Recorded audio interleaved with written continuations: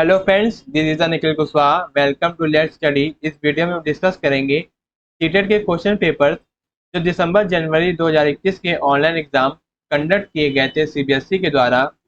उनके हम online exam की प्रीवियस ईयर क्वेश्चन पेपर को सॉल्व करेंगे और डिटेल में समझेंगे। अगर आप हमारे यूट्यूब चैनल लेट्स स्टडी में पहली बार आए हैं या विजिट किया है तो हमारे चैनल लेट्स स्टडी को सब्सक्राइब करें, बेल आइकन को प्रेस करें ताकि आपको सभी एजुकेशन वीडियोस की अपडेट टाइम से मिल सके।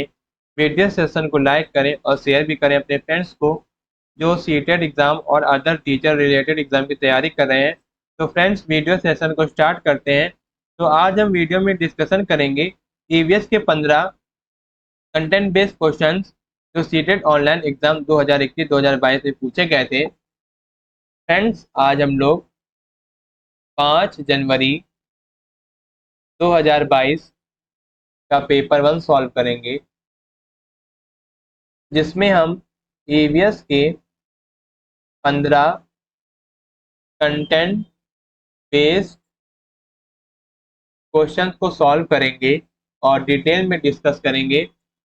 जो ईवीएस के आपके 15 कंटेंट बेस्ड क्वेश्चंस हैं, क्वेश्चन नंबर 61 से स्टार्ट होते हैं और 75 तक आपके 15 कंटेंट बेस्ड क्वेश्चंस होते हैं और बाकी आपके 76 से लेकर 90 तक आपके जो क्वेश्चंस होते हैं वो आपके होते हैं पेडागोजी बेस्ड क्वेश्चंस, इसके ईवीएस के यानी कि इन्वायरमेंटल स्टडीज के। चलिए वीडियो सेशन को स्टार्ट करते हैं और ईवीएस पार्ट को डिस्कस करते हैं और ईवीएस के 15 कंटेंट बेस्ड क्वेश्चंस को हम सॉल्व करेंगे और डिटेल में समझेंगे। चलिए वीडियो को स्टार्ट करते हैं। फ्रेंड्स, ये है हमारा EVS environmental studies EVS portion. ठीक, ये जो हमारा सीटेट का जो पेपर 1 है, हमारा तीसरा सेक्शन होता है इन्वायरमेंटल स्टडीज और उनके हम 15 कंटेंट बेस्ड क्वेश्चंस को सॉल्व करेंगे जो 61 से लेकर 75 तक के आपके 15 कंटेंट बेस्ड क्वेश्चंस होते हैं आपके किसमें, ईवीएस सब्जेक्ट में। चलिए स्टार्ट करते हैं सॉल्व करना। पहला क्वेश्चन है आपका 61। Tarun Bharat Sangh is an organisation that work for conservation of water. The person heading the organisation is one of the following. यानी कि तरुण भारत संघ एक ऐसी संस्था है जो जल के संरक्षण के लिए कार्य करती है। इस संस्था के प्रधान निम्न में से एक है। आपको बताना है कि कौन से प्रधान है। तो क्वेश्चन नंबर 61 का आपका आंसर हो जाएगा ऑप्शन नंबर 3, राजेंद्र सिंह। ठीक, ऑप्शन नंबर 3।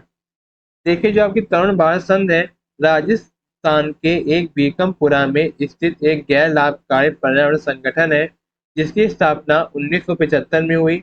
टीबीएस की शुरुआत जल के विषय पर समुदायों को एकजुट करने में हुई है।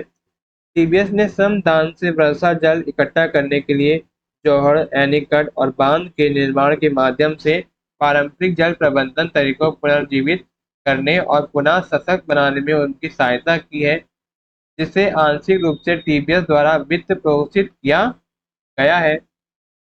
राजेंद्र सिंह व टीबीएस के अध्यक्ष हैं। टीबीएस टीबीएस यानी कि तरुण भारत संघ, उनके जोशीले नेतृत्व में 1985 से राजस्थान के शुष्क रेगिस्तान में जीवन और आशा को बहाल करने के लिए संघर्ष कर रहा है। श्री राजेंद्र सिंह को स्टॉकहोम जल पुरस्कार के 2015 प्राप्तकर्ता के रूप में नामित किया गया है, जिसमें उन्हें जल के लिए नोबेल पुरस्कार के रूप में भी जाना जाता है। राजेंद्र सिंह को व्यापक रूप में भारत के वाटरमैन के रूप में जाना जाता है। इसके रूप में वाटरमैन, वाटरमैन। ठीक है, Waterman.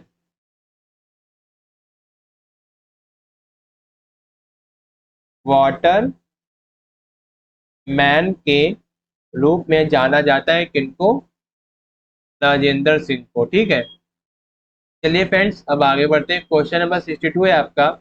What is the main reason for the depletion of ground water levels. यानी कि भूमिगत जल के स्तर की क्षीणता का मुख्य कारण क्या है। सही उत्तर का चुनाव कीजिए। तो क्वेश्चन नंबर 62 का आपका आंसर हो जाएगा ऑप्शन नंबर 3, सिंचाई हेतु ट्यूबवेल अथवा हाथ के पंपों का उपयोग होना, ऑप्शन नंबर थर्ड। देखिए जो आपका भूजल है वह पानी है जो पृथ्वी की सतह के नीचे चट्टानों, मिट्टी के छिद्रों के साथ चट्टानें संरचनाओं की दरारों में मौजूद है। भूजल ग्रह पर आसानी से उपलब्ध मीठे पानी का लगभग एक तिहाई है। जब चट्टान की एक तिहाई या एक गैर समेकित जमा पानी की एक उपयोगी मात्रा की आपूर्ति कर सकता है तो इस जलभृत कहा जाता है। भूजल की कमी एक प्रमुख पर्यावरणीय चिंता है। जमीन से पानी को बार बार निकाल लेना। हम पानी को पुनः उत्पन्न करने की तुलना में तेजी से पंप करते हैं, जिसके कारण परिणाम स्वरूप भूजल की खतरनाक कमी होती है। जल भ्रष्ट से लगातार भूजल निकाल कर जिसमें से अपने आप को पुनः उत्पन्न करने के लिए आप पर्याप्त समय मिल रहा है। कृषि कार्यों के लिए पर्याप्त मात्रा में भूजल की आवश्यकताएं होती है। चलिए फ्रेंड्स अब आगे बढ़ते हैं। क्वेश्चन नंबर 63 है आपका। In many places, acid rain is affecting the aquatic biodiversity. The main chemical causing acid rain are कई स्थानों पर अम्ल वर्षा जलीय विविधता को प्रभावित कर रही है। अम्ल वर्षा निम्न में से किन प्रमुख रसायनों के कारण होती है? तो क्वेश्चन नंबर 63 का आपका आंसर होगा ऑप्शन नंबर सेकंड, नाइट्रिक अम्ल तथा सल्फ्यूरिक अम्ल, ऑप्शन नंबर सेकंड। देखिए जो जब बारिश के पानी में एसिड की मात्रा औसत से अधिक होती है तो ऐसी बारिश को एसिड बारिश कहा जाता है, यानी एसिड रेन कहा जाता है। हम जानते हैं कि सामान्य रूप से वर्षा जल का पीएच 5.6 है। जब वर्षा जल का पीएच 5.6 से नीचे चला जाता है तो इसे अम्ल वर्षा कहते हैं। जो SO2 और NO2 ऑक्सीकरण के बाद और जल वाष्प और सूर्य के प्रकाश के साथ प्रतिक्रिया अम्ल वर्षा के लिए प्रमुख योगदान है, क्योंकि प्रदूषित हवा में आमतौर पर कण पदार्थ होते हैं जो ऑक्सीकरण के बाद उत्प्रेरित होते हैं। मान लीजिए क्या है कि जैसे कि पहले उल्लेख किया गया है कि शक्ति स्टेशनों और कोयलों या तेल और मोटर इंजनों में कोयला और तेल जैसे जीवाश्म ईंधन है जिसमें सल्फर और नाइट्रोजनक पदार्थ होते हैं। उनके जलने से सल्फर डाइऑक्साइड और नाइट्रोजन ऑक्साइड का उत्पन्न होता है। जो आपका SO2 और NO2 है ऑक्सीकरण के बाद जल वाष्प और सूर्य के प्रकाश के साथ प्रतिक्रिया अम्ल वर्षा के लिए प्रमुख योगदान है, क्योंकि प्रदूषित हवा में आमतौर पर कण पदार्थ होते हैं जो ऑक्सीकरण के माध्यम से उत्प्रेरित होते हैं। देखिए जो आपका SO2 है, SO2 जब हम इसकी रिएक्शन कराते हैं ऑक्सीजन से प्लस H2O तो क्या देगा हमारा H2SO4, ठीक। और जब हम लोग नाइट्रोजन ऑक्साइड से ऑक्सीजन से रिएक्शन कराते हैं in the presence of water, ठीक, तो हमारा क्या बनता है HNO3। क्या बनता है HNO3। यही क्या है अम्ल वर्षा के कारण है या कारक है, ठीक। SO2 और सल्फ्यूरिक अम्ल यानी कि NO2 यानी कि नाइट्रिक NO2 और अम्ल है सल्फ्यूरिक एसिड या अम्ल SO2। सल्फ्यूरिक अम्ल SO2 है आपका और NO2। चलिए फ्रेंड्स अब आगे बढ़ते हैं। क्वेश्चन नंबर 64 है आपका। Fresh water available on earth is very little out of the total fresh water available. Which of the following hold the maximum percentage of the total fresh water? तो धरती पर अम्लवर्ण जल की उपलब्धता बहुत कम है। कुल उपलब्ध अम्लवर्ण जल के निम्न में से किस सर्वाधिक प्रतिशत कुल अम्लवर्ण जल की मात्रा है? तो क्वेश्चन नंबर 64 का आपका आंसर हो जाएगा ऑप्शन नंबर थर्ड, ग्लेशियर और हिमनदी, ऑप्शन नंबर थर्ड। देखिए जो आपका जल है यानी कि वाटर हाइड्रोजन और ऑक्सीजन के रासायनिक तत्वों से बना है, एक पदार्थ है। It is a substance composed of the chemical elements of hydrogen and oxygen.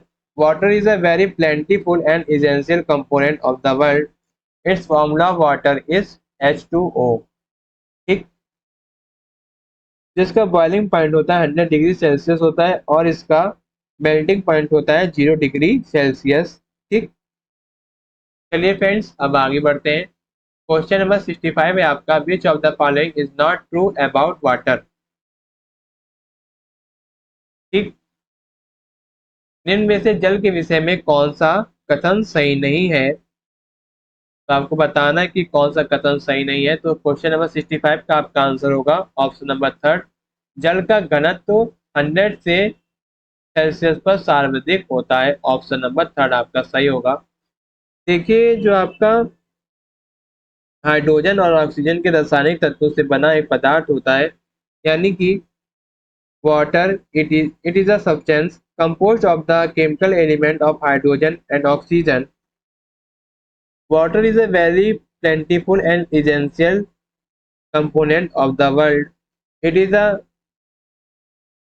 its formula is H2O. Its boiling point is 100 degrees Celsius. ठीक, and its melting point is 0 degree Celsius. जो आपका मेल्टिंग पॉइंट होता है, ठीक, और boiling point होता है, कितना होता है 100 डिग्री सेल्सियस। ठीक, चलिए फ्रेंड्स अब आगे बढ़ते हैं। क्वेश्चन नंबर 66 है आपका, Rita live with her working mother, father, young brother, grand parents, father, brother and his family. This kind of family format is. Nita अपनी नौकरी वाली माता पिता, छोटे भाई बहन, दादा दादी, चाचा एवं उनके परिवार के साथ रहती है।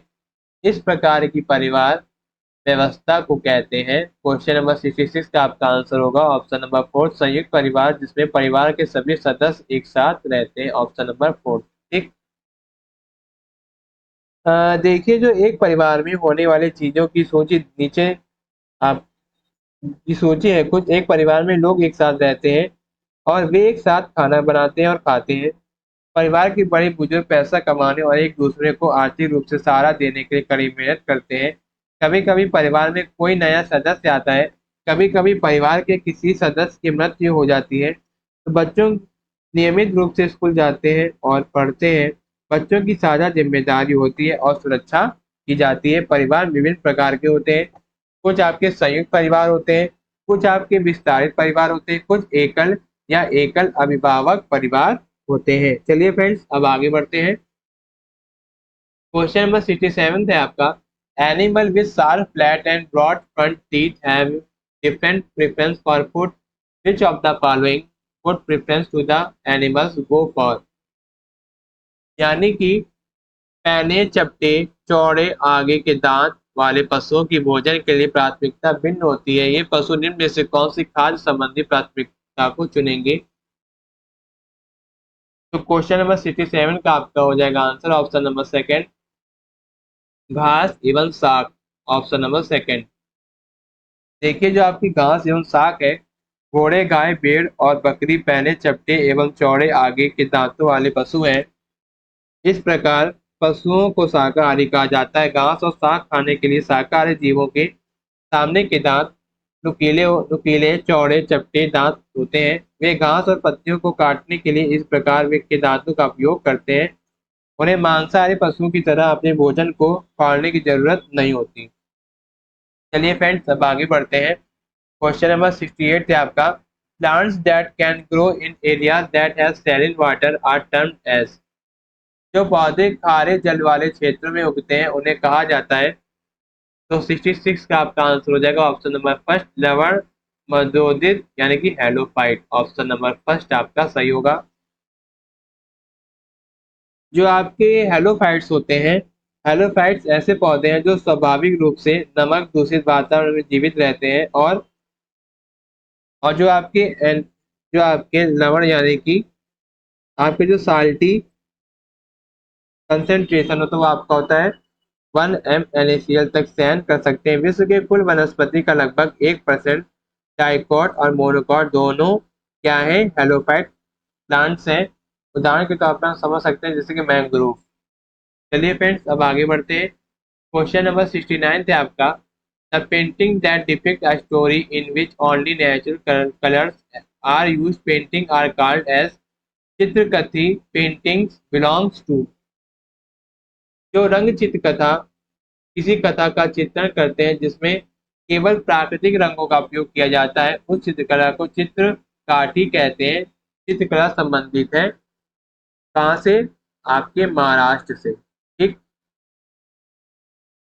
जो आपकी पेंटिंग है दृश्य कला का एक स्वरूप है जहाँ एक ब्रश जैसे उपकरण के माध्यम से पेंट, रंग द्रव्य, रंग इत्यादि के उपयोग के साथ एक ठोस सतह पर चित्र बनाया जाता है।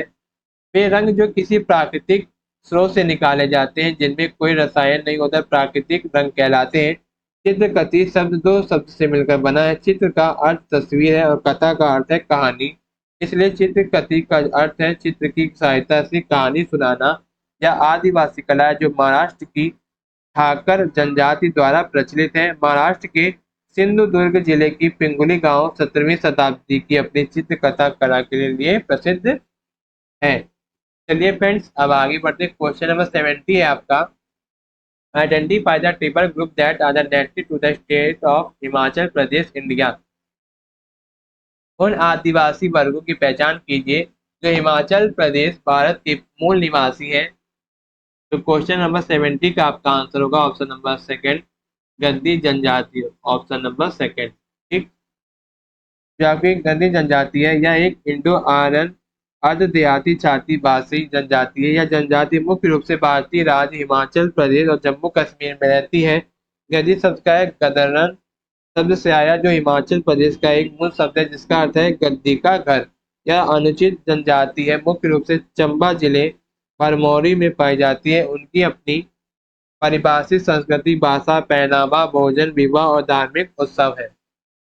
चलिए फ्रेंड्स अब आगे बढ़ते हैं। क्वेश्चन नंबर 71 है आपका। विच one of the following is the oldest traditional dance from Mizoram. निम्न में से कौन सा मिजोरम का सबसे प्राचीन नृत्य रूप है?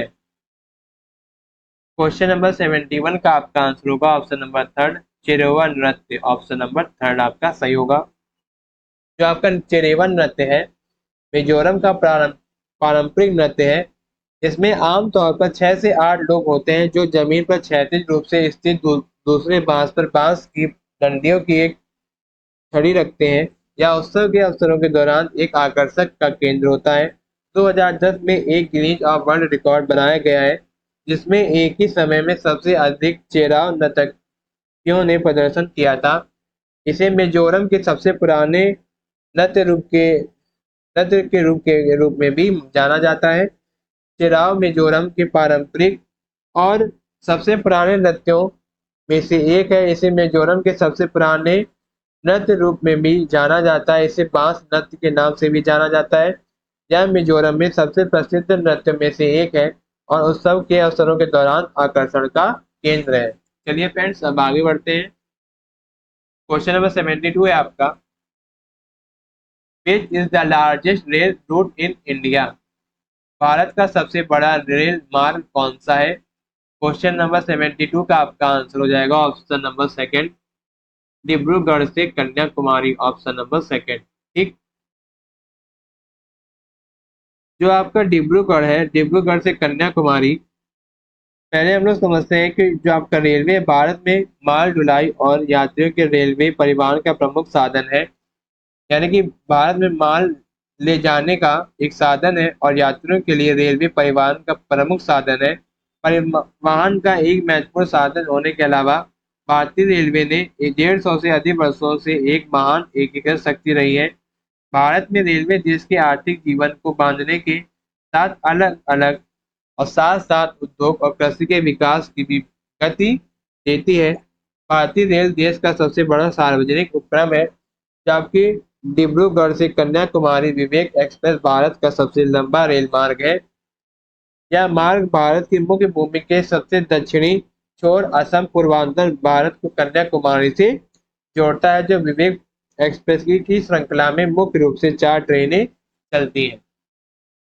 चलिए फ्रेंड्स अब आगे बढ़ते हैं। क्वेश्चन नंबर 73 है आपका। Kalpana Chawla an Indian American astronaut died in the space shuttle in which year. यानी कि कल्पना चावला एक भारतीय मूल की अमेरिकी अंतरिक्ष यात्री का निधन अंतरिक्ष यान में किस वर्ष में हुआ था? तो क्वेश्चन नंबर 73 का आपका आंसर हो जाएगा ऑप्शन नंबर 4, 2003 में। ठीक। देखिए, जो आपकी कल्पना चावला थी, कल्पना चावला भारतीय मूल की पहली महिला अंतरिक्ष यात्री थी। उनका जन्म करनाल, हरियाणा, भारत में हुआ था। उन्होंने भारत में पंजाब विश्वविद्यालय से इंजीनियरिंग में स्नातक की पढ़ाई पूरी की। उन्होंने आर्लिंगटन के टेक्सास विश्वविद्यालय से एरोस्पेस इंजीनियरिंग में स्नातकोत्तर किया। वह मार्च 1995 में कोर में शामिल हुई और 1996 में अपनी पहली उड़ान के लिए चुनी गई। 1 फरवरी 2003 को अंतरिक्ष शटल कोलंबिया आपदा में अन्य 6 चालक दल के सदस्यों के साथ चावला की मृत्यु हो गई। पृथ्वी के वायुमंडल में पुनः प्रवेश के दौरान कोलंबिया अपने 28वें मिशन को समाप्त करने के लिए निर्धारित होने से कुछ समय पहले टेक्सास में विघटित हो गया। उनकी उपलब्धियों का सम्मान करने के लिए उनके नाम पर कई सड़कें, संस्थान, पुरस्कार और सम्मानों का नाम रखा गया है। पंजाब इंजीनियरिंग कॉलेज में लड़कियों के छात्रावास का नाम चावला के नाम पर रखा गया है। टेक्सास विश्वविद्यालय आर्लिंगटन में उनके नाम पर एक विभाग है। कर्नाटक राज्य सरकार महिला वैज्ञानिक को मान्यता देने के लिए कल्पना चावला पुरस्कार देती है। कहाँ पर? कर्नाटक राज्य सरकार महिला वैज्ञानिकों को मान्यता देने के लिए कल्पना चावला पुरस्कार देती है। चलिए फ्रेंड्स, अब आगे बढ़ते हैं। क्वेश्चन नंबर 74 है आपका। Bird make different types of nest and choose different place to build their nest, which one of the following bird build their nest in tree trunks? यानी कि बच्ची यानी कि जो बच्चे हैं आपके, बच्चे विभिन्न प्रकार की घोंसले बनाते तथा घोंसले बनाने के लिए विभिन्न स्थायी स्थानों का चुनाव करते हैं। निम्न में से कौन से पक्षी पेड़ के तनों में से अपने घोंसले बनाते हैं? तो क्वेश्चन नंबर 74 का आपका आंसर होगा ऑप्शन नंबर सेकंड, पसंद गौरी यानी कि बारबेट, ऑप्शन नंबर सेकंड।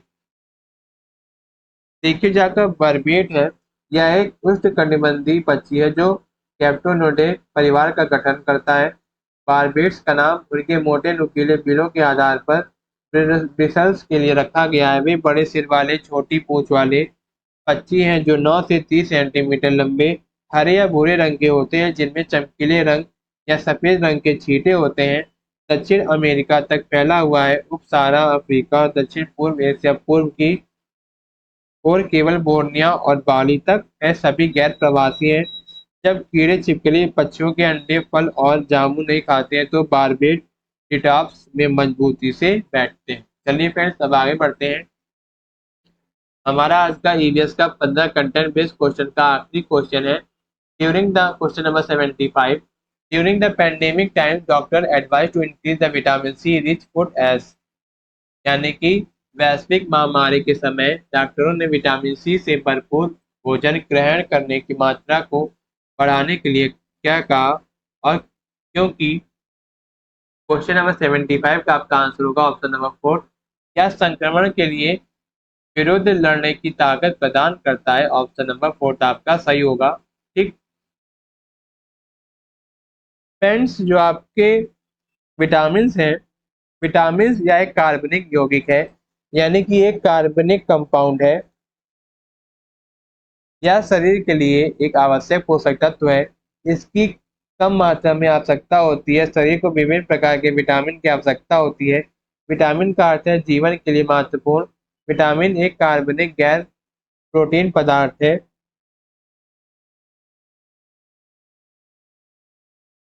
हमें बढ़ने में मदद करने के लिए, सही ढंग से देखने के लिए, साथ ही संक्रमण से लड़ने में हमारी मदद करने के लिए हमें विटामिन की आवश्यकता होती है। यह एक जीव द्वारा सामान्य चयापचय क्रिया के लिए आवश्यक है। जो आपका विटामिन सी है, विटामिन सी ब्रोकली से, संतरे, नींबू जैसे खट्टे फल, स्ट्रॉबेरीज, शिमला मिर्च से प्राप्त होते हैं। कौन? विटामिन सी युक्त प्रमुख खाद्य पदार्थ है आपके ब्रोकली, संतरे, नींबू जैसे खट्टे फल, स्ट्रॉबेरी, कीवी और शिमला मिर्च। संक्रमण से के प्रति प्रतिरोधक क्षमता का निर्माण करते हैं। किससे? बीमारियों से बचाते हैं, आपको बीमारियों के विरुद्ध लड़ने की ताकत प्रदान करते हैं। फ्रेंड्स, हमने 5 जनवरी 2022 के ईवीएस के 15 कंटेंट बेस्ड क्वेश्चन को सक्सेसफुली कंप्लीट कर लिया है। फ्रेंड्स, अगर वीडियो अच्छा लगा हो तो लाइक करें और कमेंट करें। I will try best reply to all. Best reply to all. I hope आपको वीडियो पसंद आया होगा, डिस्कशन पूरा पसंद आया होगा। इस क्वेश्चन पेपर को हमने बहुत ही डिटेल में डिस्कस किया है और यह पेपर इम्पॉर्टेंट है। जो लोग टीचिंग एग्जाम की तैयारी कर रहे हैं जिसमें ईवीएस सब्जेक्ट पूछा जाता है, जो लोग टीचिंग से रिलेटेड टीचिंग एग्जाम की तैयारी कर रहे हैं, तो वीडियो को लाइक करें और शेयर भी करें अपने फ्रेंड्स को। वीडियो अच्छा लगा हो या पसंद आया हो तो हमारे चैनल लेट्स स्टडी को सब्सक्राइब करें, बेल आइकन को प्रेस करें ताकि सभी लेटेस्ट वीडियो के अपडेट आपको टाइम से मिल सके। अगर आपको वीडियो में कोई भी डाउट हो कमेंट बॉक्स में कमेंट करें। I will reply to best reply to all. Thank you guys. Thank you watching my videos. मिलते हैं अगली वीडियो में जिसमें हम डिस्कशन करेंगे सीटेड एग्जाम का नेक्स्ट क्वेश्चन पेपर सॉल्व करेंगे और डिटेल में समझेंगे। All the very very best for the CTET July 2023 exam. मिलते हैं अगली वीडियो में। थैंक यू, धन्यवाद।